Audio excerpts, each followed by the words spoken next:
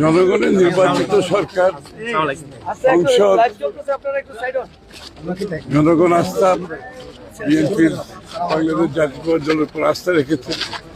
আমাদের সেই আস্থা রাখার জন্য জনগণের প্রত্যাশা পূরণ করা আমাদের দায়িত্ব। দেশের এই ক্রান্তিকালে বিএনপি সরকার কতটা ওভারকাম করতে পারবে মনে করেন? এই ক্রান্তি লগ্নে তো বিএনপি বারবার উত্তরণ ঘটিয়েছে বিগত দিনে। এবার চেষ্টা করব সবাই মিলে।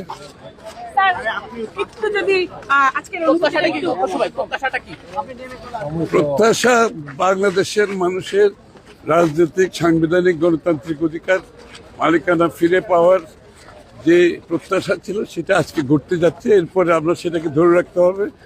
জনগণ যে আস্থা রেখেছে বাংলাদেশ জাতীয়তাবাদী দলের উপর, সেই আস্থা রাখার জন্য, জনগণের আশা পূরণ করার জন্য, প্রত্যাশা পূরণে আমাদের সকলে মিলে চেষ্টা করতে হবে।